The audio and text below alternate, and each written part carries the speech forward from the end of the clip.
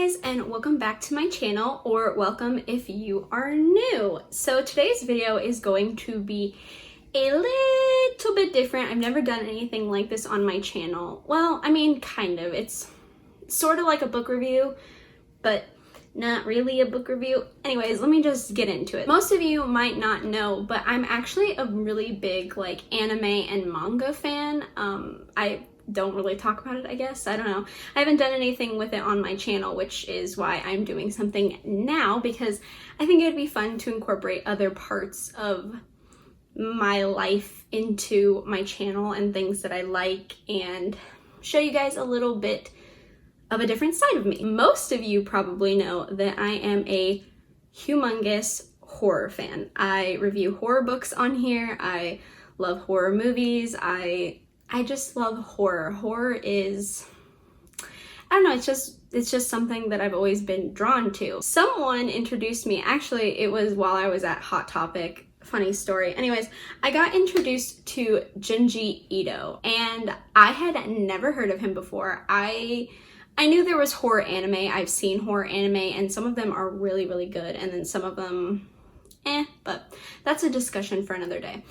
I didn't really, I guess I should have known that there were horror manga, but it just didn't really like click in my head. Anyways, I got introduced to Junji Ito, and he writes horror manga, which I think is so cool, and I have been binge reading his stuff. I have been trying to get my hands on anything and everything that I can, because it's just me, you know?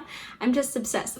I'm wearing a Junji Ito t-shirt. I will talk about this manga as well. It's one of my favorites. Anyways, that's neither here nor there. This video is going to be me discussing my favorite stories that I have read thus far. I would like to reiterate that I have not read every Junji Ito story manga. I have not read all of them. I am trying to, but I have not read them all yet.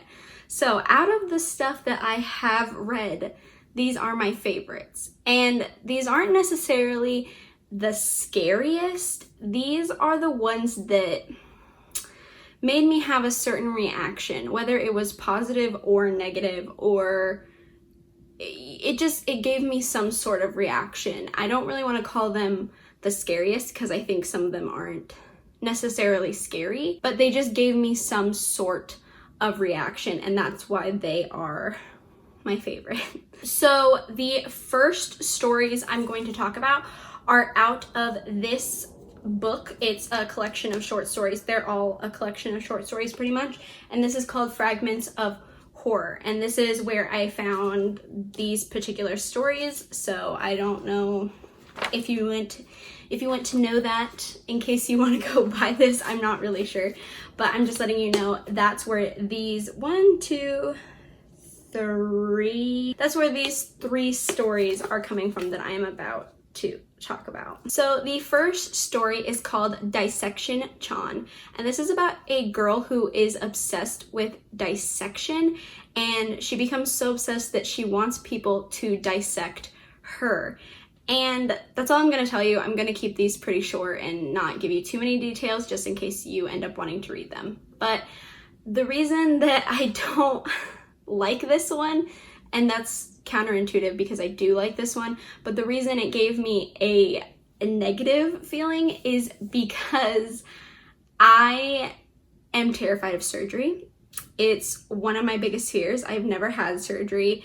I am so scared of surgery, and I know that most people have had surgery and it's like not a huge deal, but I am terrified of being cut open. I'm just scared of that, and this story brings to light every one of those fears that I have about being cut open. And it's so creepy to think about someone who wants to be cut open. It's a very strange story.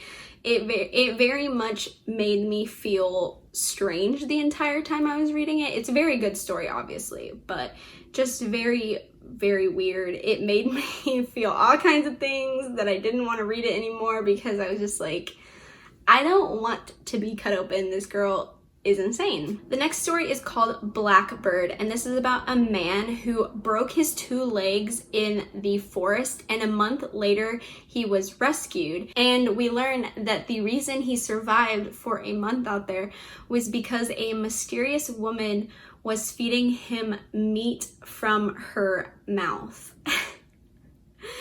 And that's all I'm gonna tell you. One, why this one freaks me out is because I hate the wilderness, I hate the forest, I hate camping, I hate all of that. I don't like the idea of being lost in the forest. I don't like any of that. It scares me. And 2, the idea of someone randomly feeding you meat from their mouth makes me want to puke. I'm not gonna lie, like, I don't care what kind of meat it is, but that's just so nasty to me. I'm sorry, like, I don't like that. So this is another story that definitely made me slightly freak out just because of my personal, like, fears. Like, they're real fears. Like, I feel like Junji Ito is really good about that. It's not typical horror where a monster pops out at you and you're like, blah, you know, like, it's not like a jump scare. It's very much, not all realistic, but, you know, real life scenarios that become twisted and demented.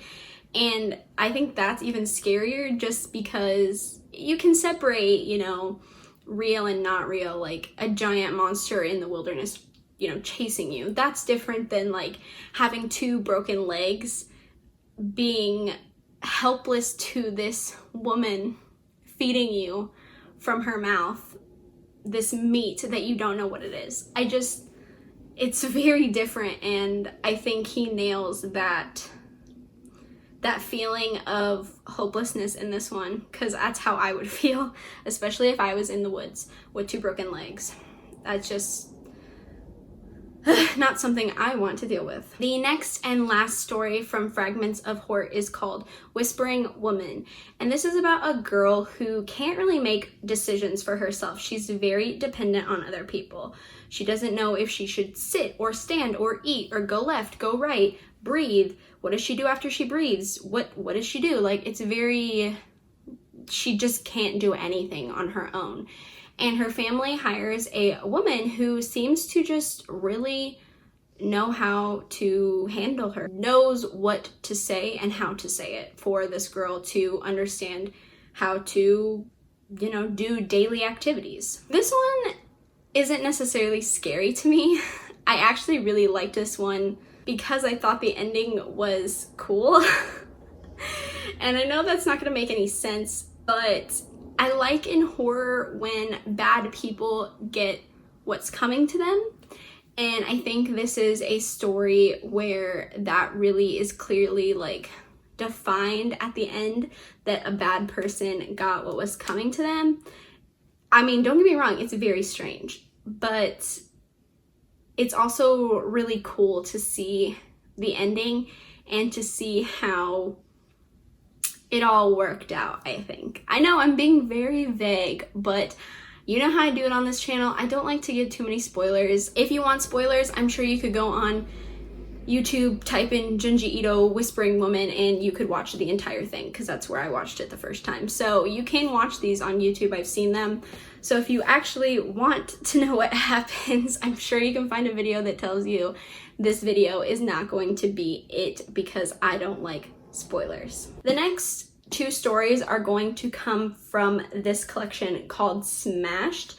I liked a lot of these stories, but there are 2 in particular that I think are the best and the ones that really like struck a chord with me in particular. The first story is called Blood-Sucking Darkness, and this is about a girl who is struggling with an eating disorder, and she starts having weird blood-related dreams, which... and someone is using a leaf blower in the middle of my video. I'm very sorry. I can't control that. I hope you don't mind. I really liked this one because you don't really expect what's happening. It comes off very, I don't know, typical an eating disorder. You know, that's scary. That's a very serious thing. And then it manifests into something so much weirder, but I like that. And I don't know, it's just a very, it's a very interesting story.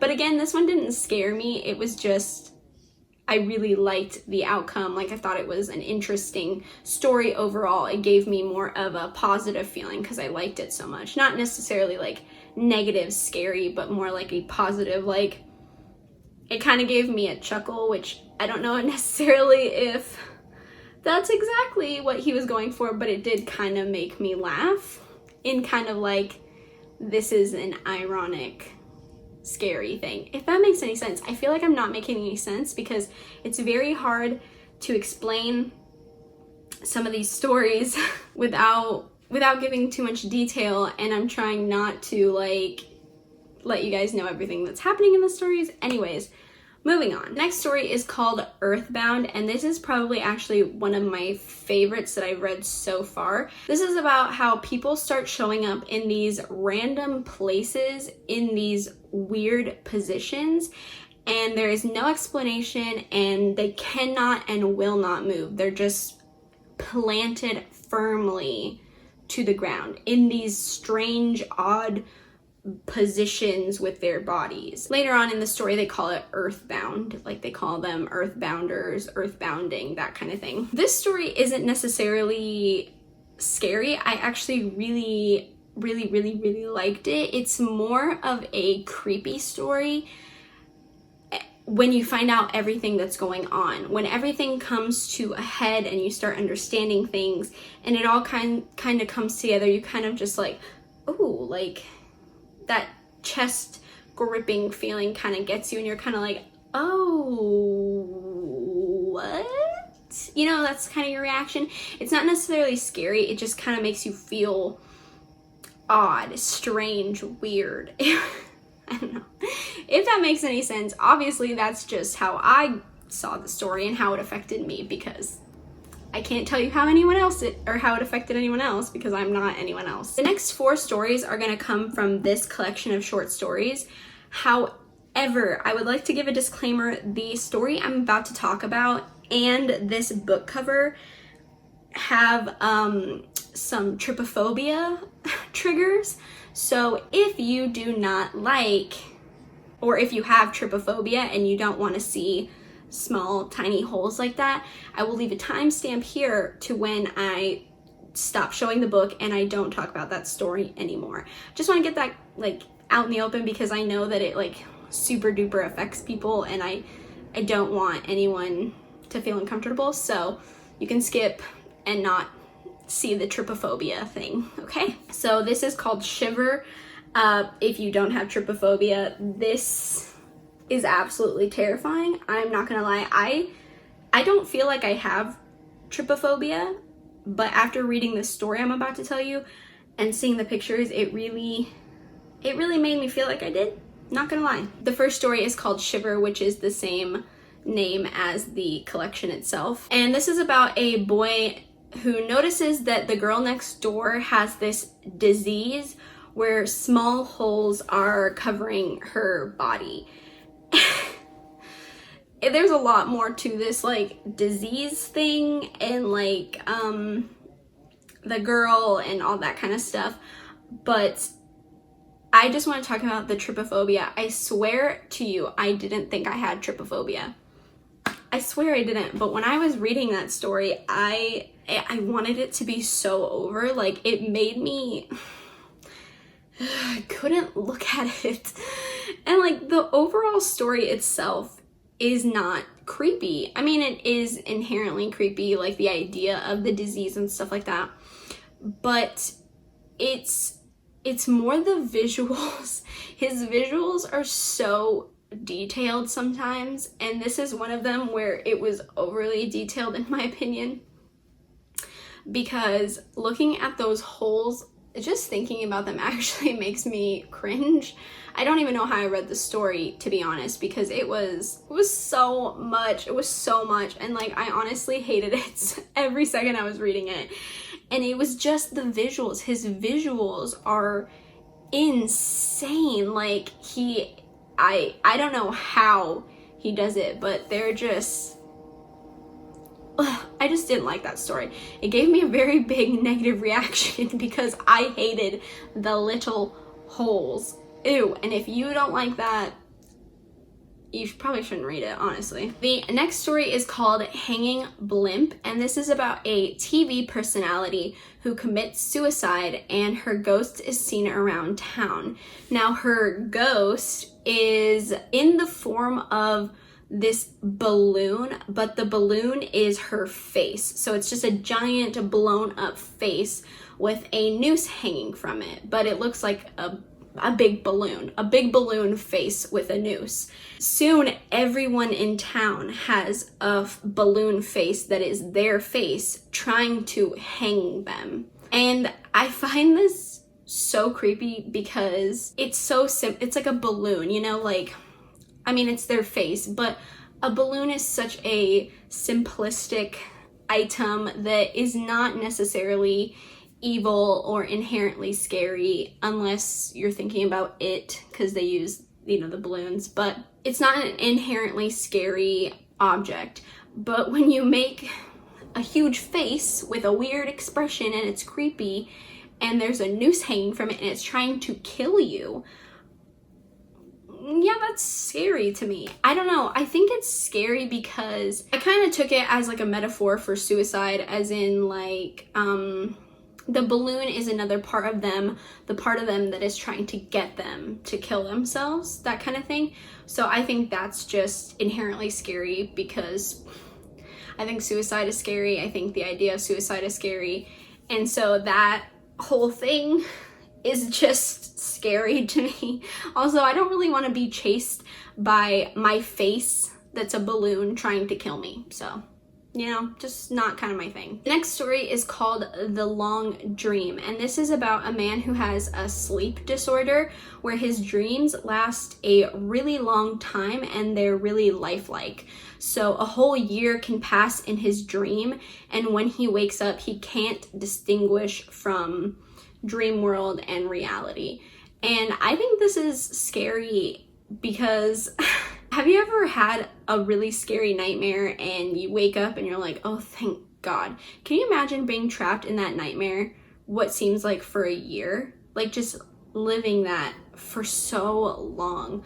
I just think that's scary. Or like waking up and not remembering things or not being able to know what's real and what's not. I think that's scary in and of itself, just not being able to know what's real and what's not. I don't know, that's scary to me because that means you're losing a sense of reality, and I don't know, that freaks me out a little bit. So that's why I think that one's scary. Okay, we are on to my absolute favorite story of all time.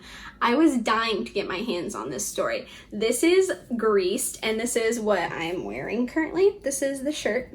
It has a thing on the back, but I'm not going to show you that because that'll give some things away. I also think it's called Glyceride, but from my book, it's called Greased. So I'm not really sure what the title is necessarily called because I've heard Glyceride and then I've heard Greased, so not really sure. This story is disgusting. I'm going to tell you right now, if you have a weak stomach and you get grossed out very easily, this is not the story for you because it is disgusting. And it is about a girl who lives with her dad and abusive older brother. And they live above the dad's restaurant, and the ventilation in their apartment is very bad.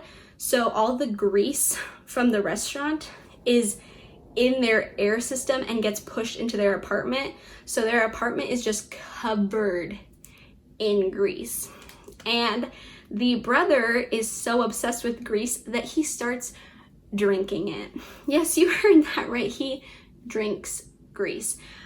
I'm not gonna lie to you, that's not the grossest part. This story is so nasty. If you have read it, you know what scene I'm talking about, and if you're grossed out easily, don't read this story. For some reason, I was not that nauseated by it. I have a very weak stomach and I gag very easily, and I just like want to throw up when I see nasty things. And I was not that put off by this story, which is very strange if you ask me, because that doesn't make any sense. But for some reason, I really like the story. I don't know why. The ending is so funny. Not in a haha funny, but in like a oh my god, you know, kind of way. So the very last story we're going to talk about comes from this book. I don't know how to pronounce this.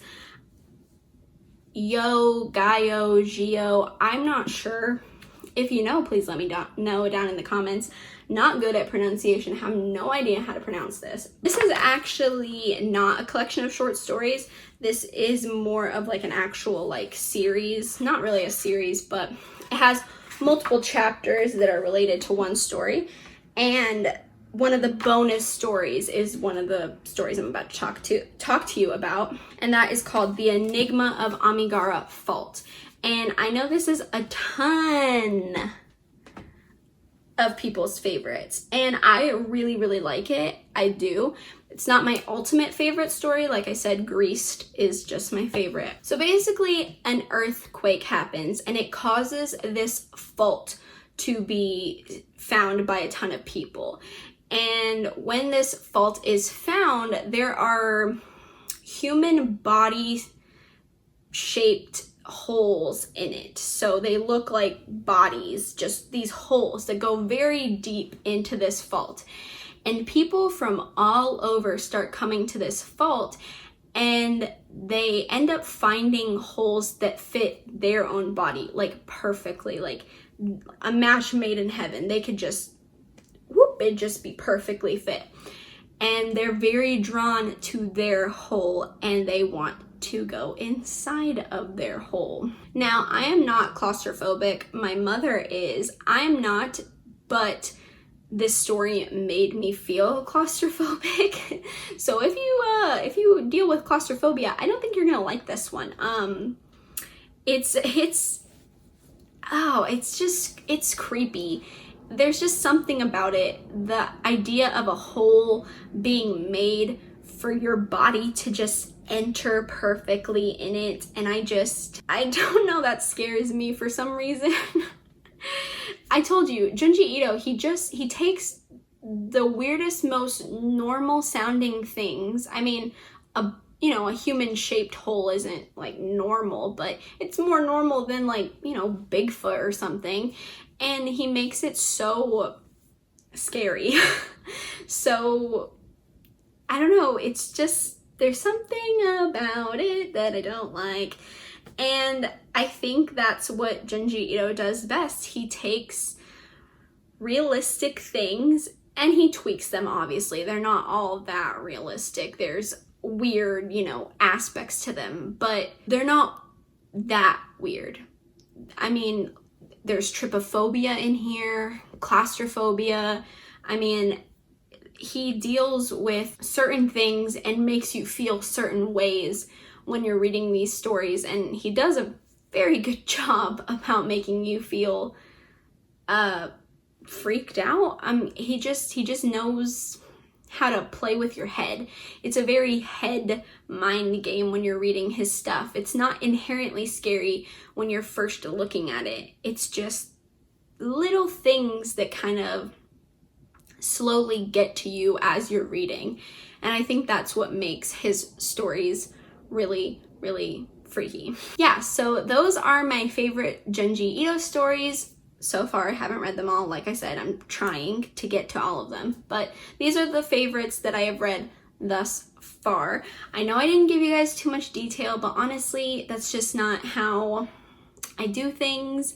I don't want to give too much away. This was more just for like my reaction on these stories and my perspective and my opinion. Again, you might not like these stories, and that's okie dokie. I just wanted to share a different part of myself with you guys. It is horror related and horror is part of my channel, but I also just wanted to talk about, manga and stuff like that I do enjoy Also, let me know if there are any Junji Ito stories that you would like me to check out. Let me know if your favorite is in my little list. Let me know if I didn't include your favorite and what your favorite is. Let me know if you guys would like to see videos like this more on my channel. If you do, please give me a thumbs up. Think about subscribing to my channel, and I will see you guys in the next one. Bye!